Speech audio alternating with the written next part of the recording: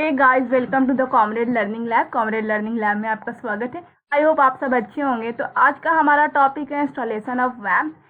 ये हमारा पीएचपी का सीरीज चल रहा है, जिसमें हमने पहले लेक्चर में देखा था introduction of PHP, then second lecture में हमने बेसिक कंसेप्ट कुछ पीएचपी के देखे थे। आज हमारा टॉपिक है इंस्टॉलेशन ऑफ वैम्प, जिसमें हम अपने पीएचपी के लैंग्वेज को चलाएंगे। तो चलिए स्टार्ट करते हैं, समझते हैं सबसे पहले कि वैम्प क्या होता है। तो वैम्प का फुल फॉर्म होता है विंडोज अपाची माइस्क्यूएल पीएचपी, यानी कि वैम्प का मतलब होता है विंडो अपाची माइस्क्यूएल पीएचपी। ये एक सॉफ्टवेयर बंडल होता है जो डेवलपर को लोकल सर्वर इन्वायरमेंट प्रोवाइड कराता है, ठीक है, जहाँ पे वो वेब एप्लीकेशन डेवलप कर सकते हैं। Windows operating system, Apache web server, MySQL database और पीएचपी स्क्रिप्टिंग लैंग्वेज का कॉम्बिनेशन है।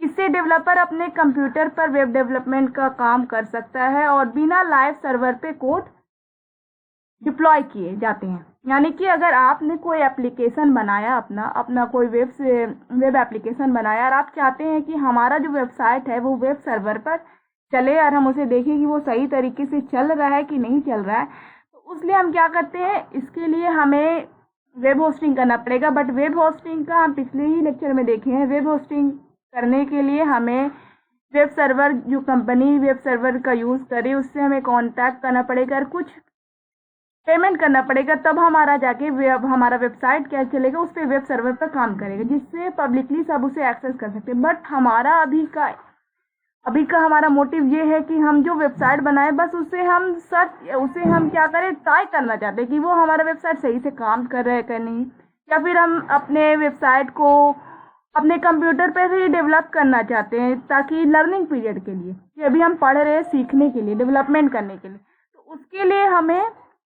एक वैम्प जो सॉफ्टवेयर बंडल है, पैकेज है, उसे अपने ही कंप्यूटर में इंस्टॉल करना पड़ेगा, जिससे हम उस पर रिसर्च कर सकते हैं, सर्च कर सकते हैं कि हमारा सही से चल रहा है कि नहीं चल रहा है, जो भी वेबसाइट बना है, बिना किसी कॉस्ट को दिए हुए।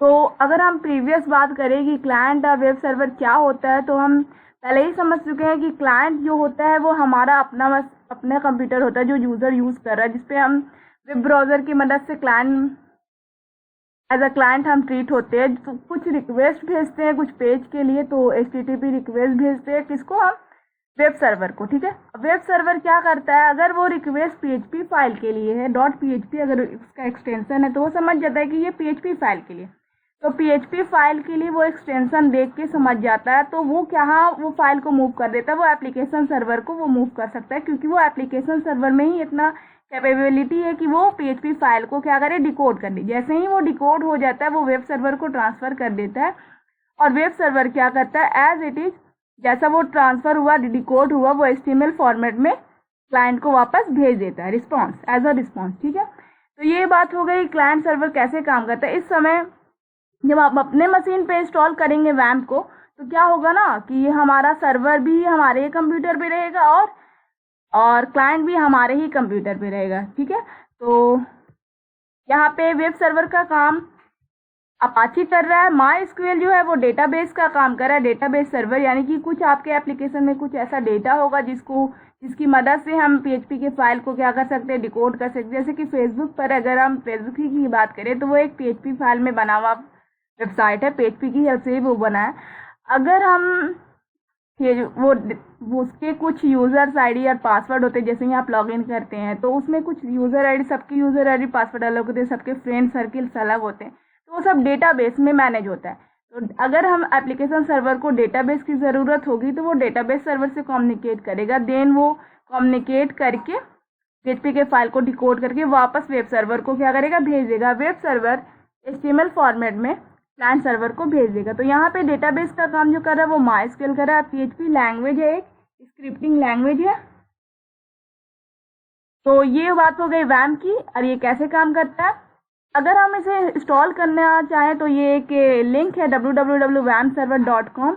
EN मतलब होता है कि अगर कोई और लैंग्वेज में लिखा रहे, तो अगर /EN लगा देगा तो वो इंग्लिश लैंग्वेज में हो जाएगा। जब आप ये वेबसाइट पे जाइएगा, तो आप देखिएगा, आप अपने कंप्यूटर के ऑपरेटिंग सिस्टम के हिसाब से आप वैम्प सर्वर के पैकेज को डाउनलोड कर सकते हैं। यानी कि जो ऑपरेटिंग सिस्टम आपका वैम्प सर्वर, जिस बिट्स का आपका ऑपरेटिंग सिस्टम है, उसी बिट्स का वैम्प सर्वर को आपको इंस्टॉल करना पड़ेगा। ठीक है, तो मैंने इंस्टॉल किया है मेरा ऑपरेटिंग सिस्टम। अगर आपको ऑपरेटिंग सिस्टम अपना चेक करना है कि आपका ऑपरेटिंग सिस्टम कितने बिट का है, तो आप यहाँ पे दिस पीसी अगर आपके सिस्टम में होगा उसकी प्रॉपर्टीज में जाके आप चेक कर सकते हैं। ठीक है, तो हम जब चेक करते हैं तो मेरा ऑपरेटिंग सिस्टम 32 बिट का है, 32 बिट ऑपरेटिंग सिस्टम है। तो उस हिसाब से मैंने अपना वैम सर्वर इंस्टॉल किया है। वैम सर्वर हम आपको दिखाते हैं कि हमारा वैम सर्वर कहाँ इंस्टॉल है। तो आपको जब इंस्टॉल करेगा तो वो आपसे पाथ लोकेशन पूछेगा कि कहाँ आपको वैम सर्वर इंस्टॉल करना है। ठीक है, तो हमने अपना वैम सर्वर सी ड्राइव में इंस्टॉल किया, जो कि वैम यहाँ पे देखिए वैम नाम का एक फोल्डर बन गया। इस वैम नाम के फोल्डर में एक बीन फोल्डर होगा। बीन फोल्डर के अंदर आप देखिएगा माइस्क्वेल, अपाची और PHP तीनों का कॉम्बिनेशन यहाँ पे मौजूद है।